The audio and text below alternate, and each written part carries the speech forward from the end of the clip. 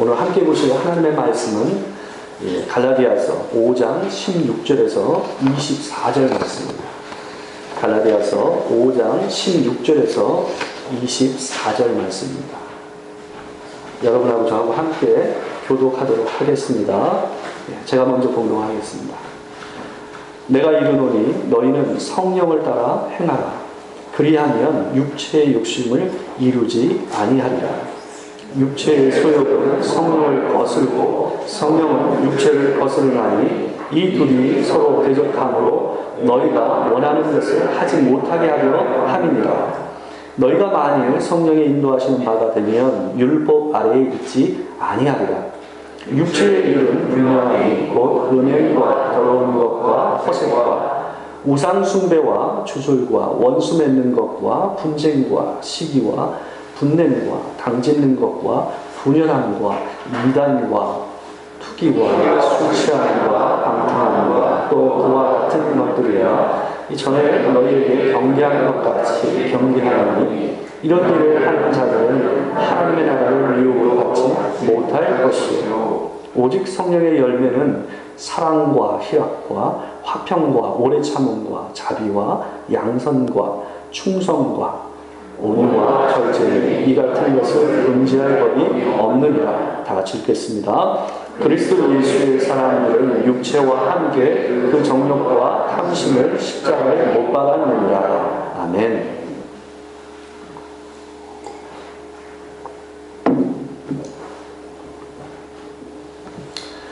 오늘은 갈라디아서 5장 16절에서 24절 말씀을 가지고 성령을 따라 행하라 라는 제목으로 하나님의 말씀을 전하도록 하겠습니다.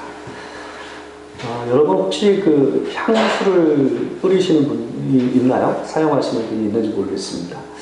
이 향수가 어떻게 시작됐는지 여러분 아십니까? 이 향수는 뭐 어떤 자료들을 제가 보니까 어디서는 5,000년, 기원전 5,000년 전이라고 표현되어 있고, 뭐, 어떤 곳에서는 8,000년 전, 뭐 이런 식으로 표현이 되어 있더라고요. 근데, 뭐, 정확하지는 않지만, 이 향수가 만들어진 기원 자체가 종교적인 이유 때문에 시작됐다고 합니다. 그래서, 신과의 소통과 교제가 이 향수, 이 향을 피움으로써 이루어진다고 생각해서, 처음 사람들이 향기 나는 나무들을 태움으로써 이 예배를 하는 예전에 이 문화들이 있었다고 합니다. 이런 향기를 내는 물질들은 나중에 시간이 흐르면서 어디에도 사용되게 되냐면 장례 예식을 하는 데 있어서 시신을 처리할 때도 이런 그 향신료들이 사용되게 됐습니다. 예. 아마도 이 죽음을 맞이하는 상황 가운데서도 아무래도 그 본인의 이 추한 모습과 이 냄새나는 것을 가리고 싶은 욕구 때문에 사람들이 향수를 사용해서 이런 일을 하지 않았는가 하는 생각을 해보게 됩니다. 여러분, 그러나 시신에 향수를 뿌린다고 해서 방부 처리를 하고 시신에 이 향수를 뿌린다고 해서 그 시신에 이 썩는 이 역겨운 냄새를 다 막을 수 있겠습니까? 결국은 드러나게 돼 있죠. 이 보이지 않는 것들은 대개 다른 감각을 통해서 감각을 감지를 합니다. 눈에 보이지 않기 때문에 대개 뭘 통해서 사람들은 저 안에 뭐가 있구나 라고 생각하냐면 후각을 많이 사용을 합니다. 그래서 그 안에 있는 것들을 냄새를 통해서 저 안에 뭐가 있는가를 갖다가 확인하는 일들을 사람들은 많이 하죠. 안에 있는 것이 좀 싱싱하고 좀 뭐 문제가 없는 물건이라고 한다면 이 악취가 나지 않으면 그게 있는 것이 뭔지를 정확히 모르죠. 근데 가려져 있다고 할지라도 그 안에 있는 것이 심하게 부패했거나 좀 냄새나는 고약한 것이 그 안에 있다고 한다면 어떨까요? 그 안에 있는 것이 뭔지를 대번에 우리들은 이 안에 뭐 좀 안 좋은 게 있구나 하는 것들을 우리가 감지를 합니다. 여러분, 우리가 거듭난 그리스도인이라는 것을 무엇을 통해서 확인할 수 있습니까? 거듭난 그리스도인이라는 것은 눈에 보이는 것이 아니에요. 내가 거듭났다고 표현한다고 해서 꼭 거듭나는 것도 아니에요. 그럼 그걸 뭘로 알 수 있냐는 말이에요. 여러분, 거듭난 사람들은 내 뜻과 내 생각을 따라 살지 않고 하나님의 성령을 따라서 그분이 원하시는 뜻과 생각을 따라서 그 마음 안에서 감동함이 있어서 그 일을 행하게 된다라는 것이 성경의 얘기입니다. 결국 우리가 하는 행동을 갖다가 보게 되면 결국 우리가 어떤 그리스도인인가를 확인할 가능성이 높다라는 거죠. 물론 그것을 100% 우리가 확신하면서 그걸 얘기할 수는 없습니다. 그러나 그들이 행하는 모습 안에서 결국은 향수의 냄새가 나든 그 안에서 고약한 냄새가 나든 그 냄새 자체를 확인할 수 있는 거라는 거죠. 여러분, 사람의 행동을 보통 우리가 보면서 어떤 표현을 쓰냐면 별로 좋은 표현은 아니지만 냄새가 난다라는 말을 쓸 때가 있습니다. 보통 그런 표현을 통해서 사람들은 그 사람 안에 있는 마음을 느낍니다. 그 사람의 행동과 그런 표현을 통해서 우리는 그 사람 마음 안에 있는 것이 무엇인지를 우리가 되게 확인을 하는 과정들을 겪게 되죠. 오늘 본문 19절을 보게 되면 어떤 표현이 있냐면 이런 말이 있습니다. 육체의 일은 분명하니 라고 표현되어 있어요. 여기에 나오는 분명하다라는 건 뭐냐면 감출 수 없다라는 거예요. 분명히 우리에게 드러날 수밖에 없다라는 거예요. 내 마음 깊은 곳에 하나님의 영을 따라 살지 않고 우리의 죄악된 본성을 따라서 그것의 욕심과 그것에 원하는 것을 따라 우리의 마음이 움직이게 되면 결국 그것은 분명히 사람들 가운데서 이 세상 가운데서 우리의 행동과 마음과 말로 표현돼서 드러날 수밖에 없다라고 얘기하는 것이 성경의 얘기입니다. 여러분, 마치 시신의 향수를 뿌린다고 해서 그 시신의 썩은 냄새가 가려지지 않는 것처럼 우리 마음에 우리가 거룩한 말과 어떤 행동을 통해 선한 행실을 통해서 우리 자신의 내면의 깊은 것을 가린다고 해서 그것이 가려지지 않는 것과 같은 것입니다. 여러분, 오늘 본문을 보게 되면 우리 속 안에 있는 육체의 욕망을 크게 15가지로 사도 바울이 얘기를 하고 있습니다. 보게 되면 타락한 본성으로 행하는 육체의 일들을 15가지로 얘기하고 있는데요. 특별히 이 15가지는 크게 4가지로 분류해서 얘기할 수가 있습니다. 첫 번째, 성적인 부도덕과 관계돼서 오늘 본문에서 3가지를 얘기하고 있습니다. 바로 음행과 더러운 것과 호색이라는 말로 표현하고 있고요. 그 다음에 두 번째로서는 우상 숭배하고 관계돼서 2가지를 얘기하고 있습니다. 그게 바로 우상 숭배와 주술이라는 것입니다. 그리고 세 번째로 관계적인 것과 관계돼서 8가지의 죄를 얘기하고 있습니다. 원수 맺는 것과 분쟁과 시기와 분냄과 당짓는 것과 분열함과 이단과 투기라고 표현되고 있습니다. 여러분, 마지막으로 또 하나 분류는 술 취함과 관계돼서 2가지를 얘기하고 있습니다. 술 취함과 그 다음에 방탕함이라는 표현을 통해서 사람이 술에 만취해서 보여주는 모습들을, 행태를 보여주고 있습니다. 여러분, 이 편지를 받던 이 갈라디아 지역에 있었던 교회의 이 성도들은 유대인들이 아니었습니다. 그러니까 이들은 본래 어려서부터 그리스 로마 시대의 이 문화에 젖어서 그 문화 속에서 자라난 사람들이에요. 비록 이 교회에 유대주의적인 율법주의자들이 와서 그들 가운데서 그 율법주의를 가르침으로써 혼란이 일어났지만 솔직히 더 그들의 내면의 깊은 문제는 뭐였냐면 뼛속 깊이 스며들어 있는 그리스 로마 시대의 방종주의적인 삶의 태도였습니다. 여러분, 그들은 특별하게 어떤 부분이 가장 심각했냐면 성적인 부분에서 굉장히 개방적인 시대를 살고 있었습니다. 여러분들이 아마 그 시대의 문화에 대해서 들어본 적이 있다고 한다면 그리스 로마 시대의 성적인 부분과 관계돼서 물러남은 상상을 초월합니다. 여기에 처음에 쓰인 음행이라는 표현, 이 음행이라는 단어는, 이 헬라어 단어는 본래 돈을 주고 성관계를 갖는 이 매춘을 의미하는 단어입니다. 여러분, 이게 바로 이제 여러분들이 잘 아는 포르노그래피라는 말이 이 말에서 기원하는 겁니다. 이 음액이라는 말이 바로 그런 의미를 가지고 있습니다. 여러분, 매춘은 오늘날에도 남자들 가운데서 상당히 많은 사람들이 하고 있는 일 중에 하나가 이 매춘입니다.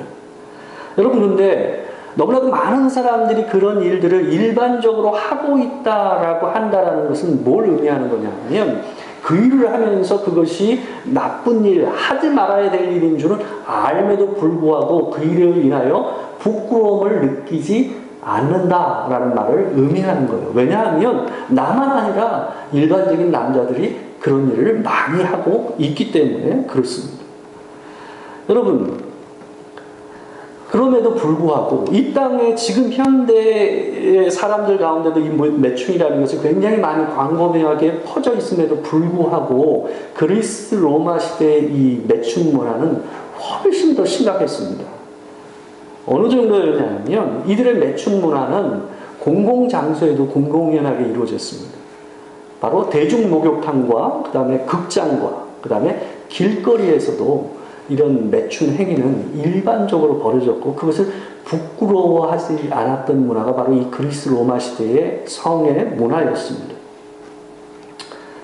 여러분, 이 사람들이 장소에 따라서 이 매춘부를 부르는 명칭이 4-5개가 될 만큼 이만큼 매춘 문화가 다양한 모양새로 보여줬습니다.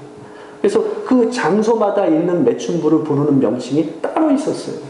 그게 그리스 로마 시대 때의 이 매춘의 문화였습니다. 이들이 이런 매춘과 포색의 문화에 대해서 부끄러움을 느끼지 않고 그것이 일반적이고 그게 뭐 문제야 라고 하면서 자라났단 말이에요. 여러분, 근데 이들이 이것을 더 부끄럽지 않게 생각했던 이유가 또 하나가 있었습니다. 그게 뭐냐 하면 그들의 종교의식 가운데도 이런 성적인 관계가 연결되어 있었기 때문에 그렇습니다. 그들은 신전 앞에서 예배를 드리는 여러 가지 행동과 행위를 하면서 종교의식을 하면서도 그 가운데 그 종교의식의 일환으로 뭘 했냐면 이 성관계를 맺었습니다. 거기 신전을 섬기던 신녀들과 더불어 성관계를 맺었고 또한 함께 이 신전 앞에서 어떤 신에 섬기는 의식 가운데는 축제 가운데는 뭐가 있었냐면 함께 예배한 자들과 함께 더불어서 성관계를 맺는 일들이 예배 의식 가운데 있었어요. 여러분, 그러다 보니 어떻습니까? 신화 가운데도 여러분 그리스 로마의 신화를 여러분 아시잖아요. 그 신화 가운데도 얼마나 말로 담을 수 없는 음란한 이야기들이 같이 있습니까? 여러분, 종교적인 거 안에도 신성하다고 생각되는 그 영역 안에서도 성적인 문화가 어떻습니까? 매우 태폐적이고 음란했습니다. 그렇기 때문에 일상생활 가운데서 신과의 만남 가운데도 그런 것이 허락됐는데 일상 안에서 그들의 삶 안에서의 성적인 부분은 뭐 말할 것이 있었겠습니까? 그게 그들 안에 뼛속 깊이 스며들어 있었던 성에 대한 개념이었어요. 이런 대표적인 성문화에 익숙한 갈라디아 사람들이 예수를 믿게 된 거예요. 기독교의 문화와 성경적인 요구는 매우 윤리적이었습니다. 바울이 복음을 전하고 그들이 바울의 복음을 듣고 예수를 믿는다고 고백하게 됐어요. 그러다 보니 어떤 문제가 생깁니까? 윤리적인 갈등이 생기기 시작하는 거예요. 진정으로 거듭난 성도들은 자기가 이전에 살았던 삶의 형태, 매출을 쉽게 하고 성적인 문란함과 자기 욕구를 채우기 위해서 어떤 것이든지 하려고 했던 그들의 태도를 뒤로 하고 새로운 삶으로의 전환을 이룬 사람들이 있었는가 하면 그에 반해서 버젓이 교회 안에서 예배를 드림에도 불구하고 바깥에서는 이전과 동일한 삶의 태도를 따라서 매출을 하고 자기 원하는 욕구를 따라서 몸을 움직이는 일을 하면서 살았던 사람들이 버젓이 그 교회 안에 있었던 것입니다.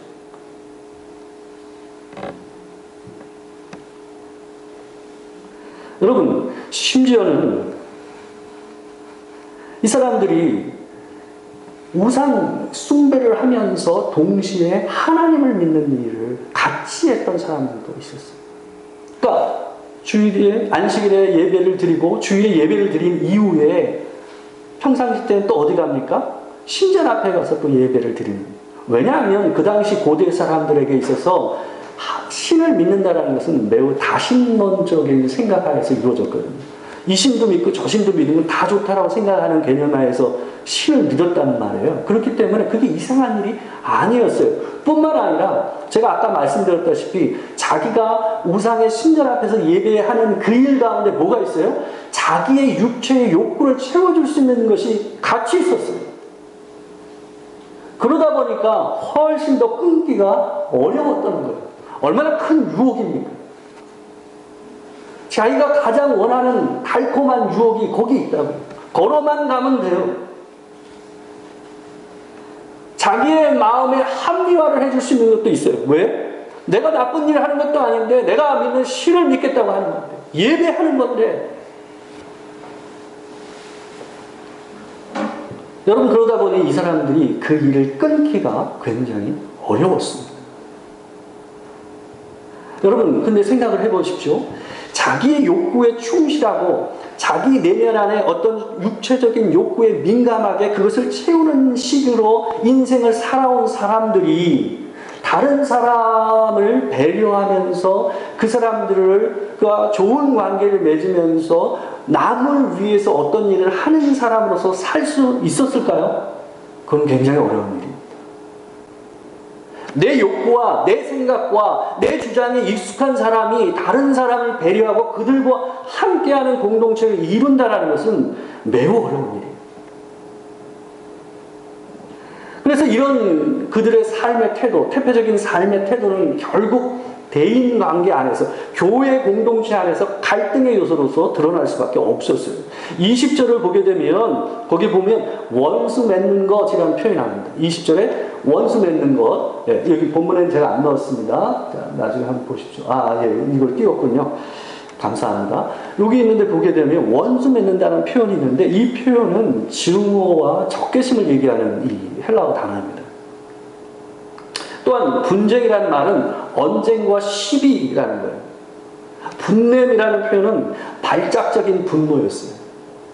여러분 이 표현들을 실질적으로 헬라어적으로 표현하면 매우 자기 감정에 충실한 사람들이었다는 걸 드러납니다. 자기 이익에 따라서 사람을 나눠서 분열하고 방파를 짓고 자기들끼리 수근수근거리며 저 사람을 증오하고 함부로 대하는 것이 이들의 일상이었어요. 얼마나 자기 자신의 중심이 되어 있는 삶의 태도입니까? 여러분, 이런 사람들의 모임 가운데서, 이런 사람의 모임 가운데서 어떻게 하나됨이 이루어질 수 있겠냔 말이에요. 여러분, 심각한 문제가 교회 안에서 대두되기 시작하는 거죠. 그래서 바울은 이들이 행했던 이 성적인 이런 문제들에 대해서 대표적인 성적인 문화에 대해서 심각하게 바라봤던 것입니다. 이들의 방종주의는 만취 문화와 흥청거림으로 이어졌어요. 맨 뒤에 나오는 술의 문화들이 나오지 않습니까? 거기에 술 취함이라는 그냥 반주 삼아 밥 먹으면서 한두 잔 마시는 그 정도가 아니에요. 완전히 자기 상태가 필름이 끊기는 정도의 술을 먹는 상태를 갖다 얘기하는 거예요. 여러분, 이들의 행동에서 보여주는 특징들이 오늘날 우리가 사는 세상과 나의 삶의 이 모습과 얼마나 거리가 있다고 생각되십니까? 저는 제가 봤을 때는 상당히 오늘날의 문화가 이 그리스 로마 시대 때의 사람에 집중되어 있는 문화, 그리고 자기의 육체적인 욕구와 그 다음에 이 자기 생각과 느낌에 충실한 그것에 맞춰져 있는 것이 매우 비슷하다라는 생각이 제가 하게 됐습니다. 여러분, 우리는 마음만 먹으면 너무나도 편리하게 음란물을 볼 수가 있습니다. 스마트폰 없는 사람이 요즘 없죠. 어린아이들도 스마트폰을 가지고 있습니다. 여러분 아시다시피 스마트폰 하나만 하더라도 유튜브만 들어가더라도 온갖 음란한 장면들을 볼 수 있는 게 요즘 시대입니다. 너무나도 손쉽게 버튼 한 번만 눌러도 너무나도 음란한 것들을 손쉽게 볼 수 있는 시대가 여러분과 제가 살고 있는 시대. 솔직히 여러분이 기계를 만져서 들어가는 것보다 아이들이 만져서 들어가는 것 훨씬 더 쉽습니다. 왜냐하면 그들은 여러분과 달리 디지털에 대해서 네이티브예요. 어려서부터 디지털 세상에서 그들은 자라왔어요. 그러니까 여러분이 상상하는 것보다 훨씬 더 그 아이들은 거기에 노출되어서 자라나는 경우들이 많습니다. 여러분, 청소년들과 성관계를 맺는 문제, 그런 음란물은 이제는 일도 아닙니다. 미취학 아이들, 그 다음에 동물과 성관계를 맺는 음란물들이 쫙 퍼져 있는 세상이 지금입니다. 왜 그럴까요? 우리가 봤을 때는 상상이 안 가고 어떻게 그런 걸 보려고 할까 하지만 그 이유가 뭘까요? 사람들은 더 자극적인 걸 원하기 때문에 그렇습니다. 새로운 걸 원하기 때문에 그래요. 자기가 이전에 봤던 것보다 더 자극적인 걸 보지 않으면 충족이 되지 않기 때문에 음란한 것들에 대해서 사람들이 어떻습니까? 더를 갖다가 요구하게 되는 거예요.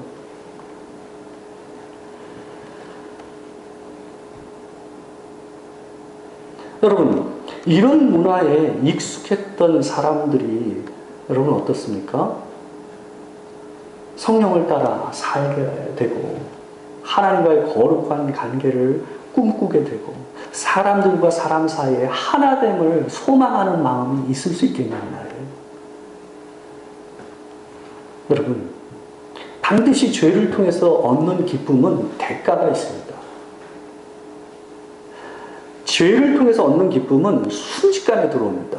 그 기쁨은 되게 장시간, 시간이 필요해서 만들어진 기쁨이 아니에요. 버튼 하나로 만들어지는 기쁨들이 대개는. 그런 순간적으로 얻어지는 이 기쁨들은 되게 어떻습니까? 내 내면 안에서 큰 대가를 취합니다. 내면을 많이 무너뜨려내요. 제가 선교단체에 있을 때에 당진에 있는 한 고등학교에서 부탁을 해가지고 제가 성교육을 하러 한 몇 주를 다닌 적이 있습니다. 고등학생을 대상해서 성교육을 하기 위해서 준비를 하면서 어떤 걸 했냐면 한 공중파에서 만들었던 다큐를 제가 한번 보게 됐습니다. 그 다큐 가운데 어떤 내용이 있었냐면 이런 게 있었습니다. 남자들을 데리고 실험을 했어요. 뭐 반반 나눠가지고 각자가 뭘 하겠냐면 한 그룹은 전부 포르노를 각자 보게 했습니다. 그리고 한 그룹은 건강하고 건전한 이 프로그램, 다큐 프로그램을 볼 수 있도록 했어요. 근데 그 이후에, 시청 이후에 뭘 하게 했냐면 앞에다 다트판을 놔뒀어요. 그리고 그 다트판에다가 여자 사진을 붙여놨습니다.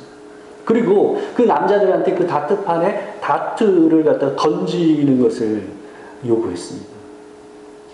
근데 이 포르노를 봤던 남자들의 대부분은 그냥 아무 생각 없이 다트를 던져서 꽂는 거예요.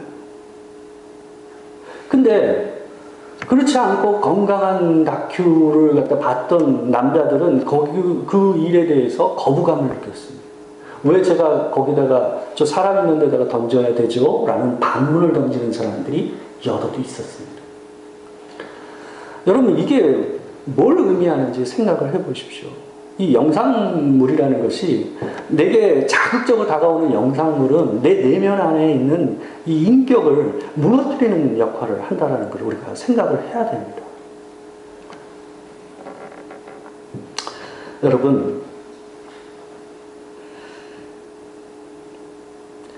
이런 그 악한 것들에 대해서 익숙해지게 되면 어때요?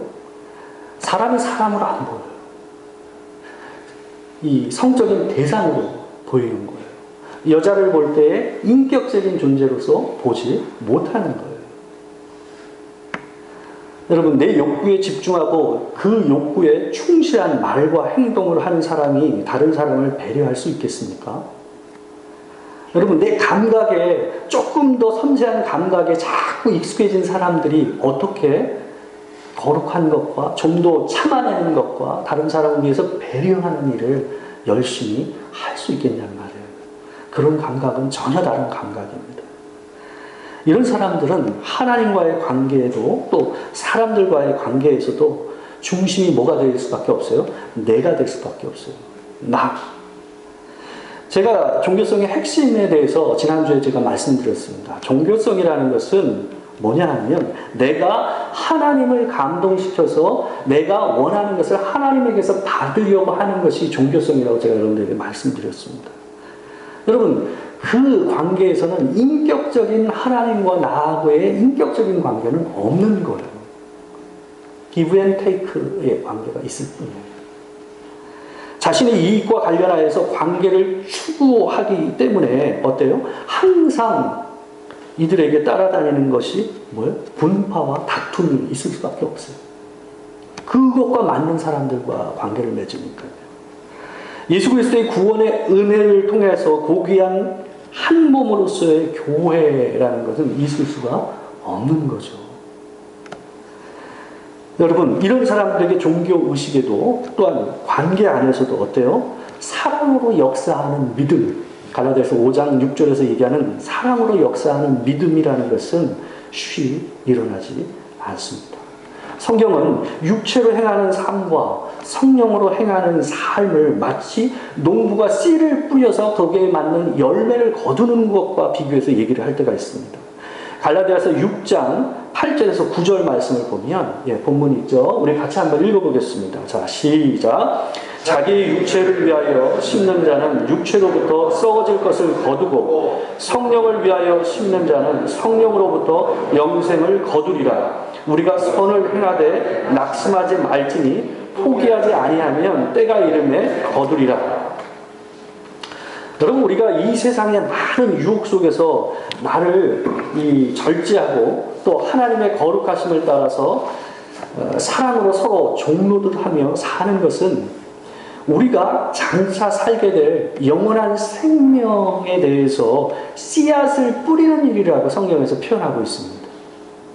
장차 우리가 살게 될 영생에 대해서 우리가 씨앗을 뿌리는 행위가 뭐예요? 사랑으로 역사하는 믿음을 따라 사는 삶, 성령으로 사는 것이 그런 것이라고 얘기합니다. 근데 이 표현을 좀 더 정확히 얘기하면 어떤 거냐면 우리가 성령을 따라서 영생의 씨앗을 뿌리는 행위를 하고 있다는 것, 지금 현재 우리가 그렇게 살고 있다는 것 자체가 뭘 의미하냐면 이미 영생을 우리가 소유하고 있다는 증거라는 말이에요.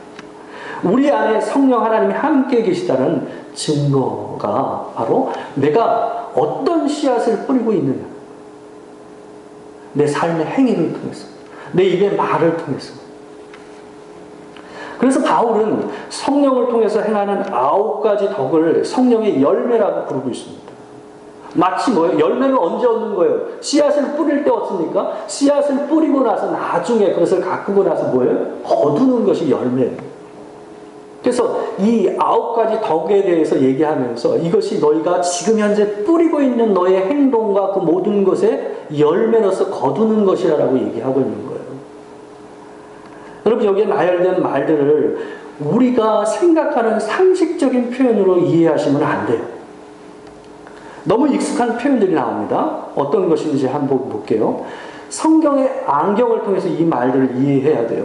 사랑과 희락과 화평과 오래 참음과 자비와 양선과 충성과 온유와 절제를 얘기하고 있습니다. 여러분, 근데 여러분 여기에 나오는 이 9가지 덕들이 다른 종교에는 없나요? 어떠세요? 다른 종교에서도 사랑을 얘기하지 않습니까? 자비를 얘기하지 않습니까? 희락을 얘기하지 않습니까? 충성을 얘기하지 않습니까? 여러분, 세상 사람들, 예수를 믿지 않는다라는 종교를 가지고 있지 않는 사람들은 어떻습니까? 그 사람들 안에도 이 얘기를 하지 않습니까? 그들도 사랑을 얘기하고 희락을 얘기하고 그들도 뭘 얘기해요? 참아야 된다는 걸 얘기합니다. 여러분, 그런데 그들도 그런 고상한 가치를 추구하지만 그들은 심지어 그런 것을 위해서 열심히 행동을 하기도 하지만 여러분, 그러나 여기서 말씀하고 있는 성령의 이 9가지 열매는 모두 사랑을 통해서 이 사람을 통해서 나오는 것이 아니에요. 사람 안에서 나오는 열매가 아니란 말이에요. 사람이 노력함으로 만들어지는 열매가 아니라는 말이에요. 이거는 뭐냐 하면 성령께서 우리 안에서 만드시는 작업이라는 거예요. 여러분, 여기서 얘기되고 있는 사랑은 어떤 사랑을 얘기하는 거냐 하면 하나님께서 우리에게 보여주신 것을 얘기하는 거예요. 십자가를 통해서 보여주신 하나님의 사랑. 대가를 바라지 아니하고 단지 선물로 우리에게, 내가 하나님을 사랑하기 이전에 하나님께서 우리를 사랑하심으로써 우리를 구원하신 그 사랑을 얘기하는 사랑이에요. 그냥 우리가 일반적으로 얘기하는 그 사랑이 아니라 바로 그 십자가의 사랑을 얘기하는 거예요. 그러니까 그 사랑을 아는 자는, 그 사랑을 느끼는 자는 뭐예요? 나 또한 다른 사람에게 대가를 바라지 아니하고 그런 사랑을 줄 수 있는 사랑이에요. 내가 먼저 예수 그리스도를 믿음으로 말미암아 사랑하게 그 마음을 가지고 다른 사람에게 대가를 바라지 아니하고 내 것을 줄 수 있는 사랑, 그게 여기서 얘기하는 사랑입니다.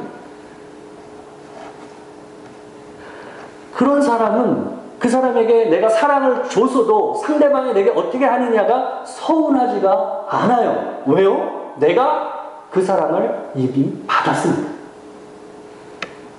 여러분, 여기서 얘기하는 희락이라는 것은 내 삶에 아무 문제가 없어서, 문제와 근심이 없어서 생겨나는 기쁨을 얘기하는 게 아니에요.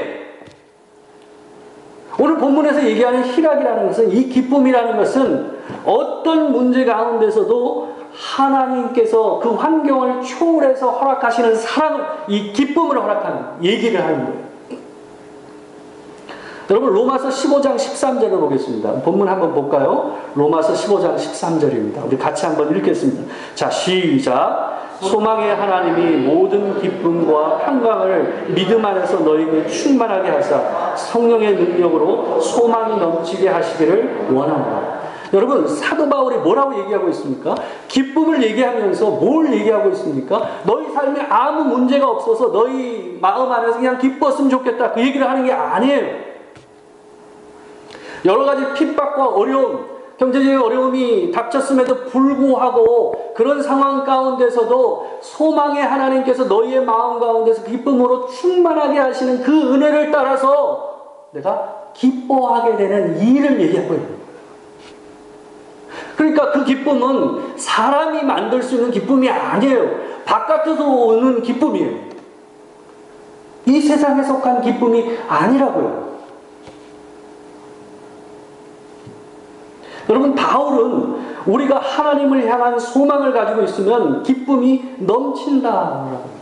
내가 기쁠 요인이 없음에도 불구하고 내 안에 기쁨이 충만해질 수 있다라고 얘기하고 있는 거예요. 이건 세상 사람들이 꿈꿀 수 있는 기쁨이 아니에요. 여러분, 제가 아는 권사님이 한 분 계세요. 저한테 어머니 같은 권사님 중에 한 분인데, 그분을 제가 처음 봤을 때가 그분이 50대 중반 때였어요. 지금은 뭐 70이 넘으신 분인데 굉장히 미니. 50대 때 봤는데도 뭐 너무너무 아름답다라고 생각될 만큼 굉장히 우아하고 멋진 미인인 권사님이었습니다. 뭐 학벌도 아주 좋은 대학을 나왔고, 그 남편분도 대한민국에서 제일 좋은 대학을 나오신 분이었어요. 근데 그 남편이 건설업을 하셨는데 돈을 많이 벌었어요. 이 사업을 잘해서 100억대 부자였어요.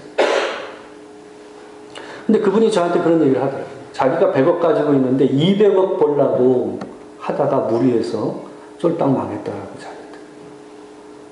그 남편분이 저희 교구분이었어요. 그분이 뭘 했냐 하면 결국 감옥살이를 할 수밖에 없었어요. 그 사업의 실패로 인해서. 여러분, 여러 가지 남편의 문제와 이런 일로 인해서 뭐 여러 사건을 겪으면서 이 권사님의 몸이 많이 피폐해졌어요. 그래서 그 아름답던 얼굴 안에 얼굴이 다 이 면역 질환으로 인해서 얼굴 색이 다 바뀌어버렸어요. 예전에 그 곱던 얼굴이 아니에요. 걷는 것도 요즘은 거동도 쉽지 않을 만큼 여러 가지 몸이 망가지는 모습들을 제가 볼 수가 있어요. 근데 여러분, 이분이요, 저보다 더 밝아요. 전화할 때마다 너무너무 밝게 목사님 하면서 전화해요. 거동이 불편한 몸으로 저를 보면 저를 먼저 안으려고 그러세요. 그 몸으로 이태원의 다문화 사역과 관계돼서 봉사하겠다고 그 몸으로 따라 나섰어요. 난 아슬아슬. 그래서 그 권사님 이제 안 하셔도 돼요. 그 몸으로 전혀 생판 알지도 못하는 사람의 장례식장을 갖다가 계속 방문하세요.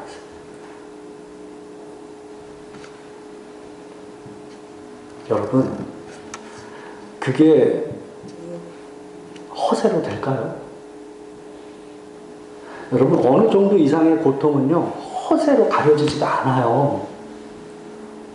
그 고통을 느껴본 사람은 알 거예요. 여러분, 그렇게 될 수가 없어요. 제가 확신하는 것은 그분 안에 다른 기쁨이 있다라는 거예요. 그 사람이 그 어려움 중에서도 그렇게 다른 사람을 먼저 생각할 수 있는 마음이 있을 수 있다라는 뭐가 있는 거예요. 여러분, 그 남편분이 저한테 얘기하더라고요. 목사님, 제가 그 100억대 돈 가지고 있을 때보다 월세 사는 지금이 더 행복해요. 라면서 저한테 얘기하더라고요.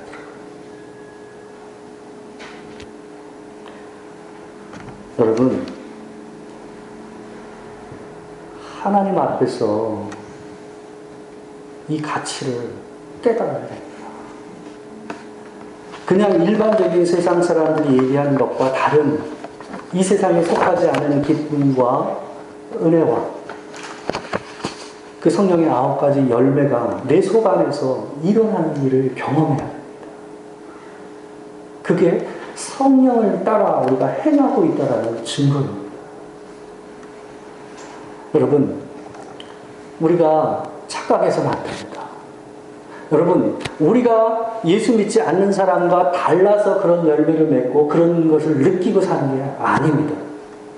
그 사람이나 나나 못나고 연약한 건 똑같아요. 뭐가 다릅니까? 우리가 예수 믿음으로 우리 안에 성령께서 우리와 함께 하시기 때문에 뭐요? 우리가 그것을 느끼고 살고 있다는 거예요. 여러분, 고달픈 삶의 현실 가운데서도 하나님께서 주시는 그 소망과 기쁨을 따라서 성령의 이 은혜를 누리고 사시는 여러분과 제가 되길 주의 이름으로 축원합니다. 늘 주께서 여러분 안에 위로와 크신 기쁨으로 함께 하시기를 축원합니다. 우리 마지막으로 오늘 본문 마지막 구절 한 절 한번 읽고 우리 기도하도록 하겠습니다. 우리 같이 한번 읽겠습니다. 시작.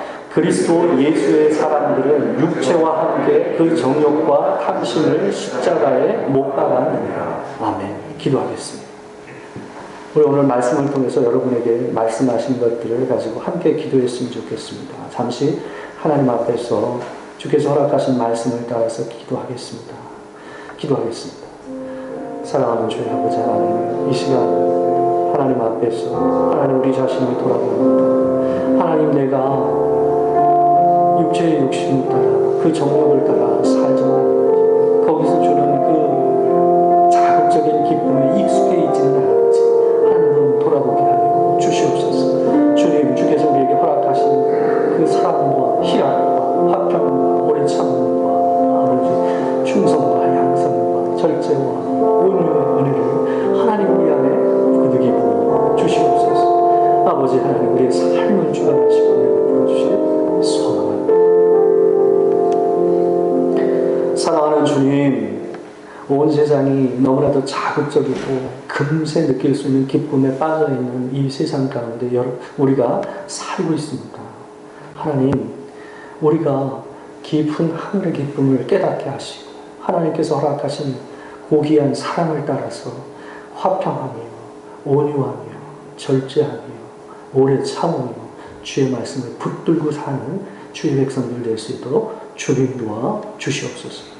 버틸 새 힘을 허락하여 주시길 소망하옵고, 지금 우리 주 예수 그리스도의 은혜와 아버지 하나님의 크신 사랑과 성령의 교통하심이 진실로 하나님을 붙잡고 성령을 따라 살기를 고백하며 참으로 하늘에 속한 그 기쁨과 사랑을 따라 살아가기를 소망하는 도토리교회 모든 성도들과 이 자리에 함께하는 모든 성도들 위해 지금으로부터 영원토록 함께 하시기를 축원하옵나이다. 아멘.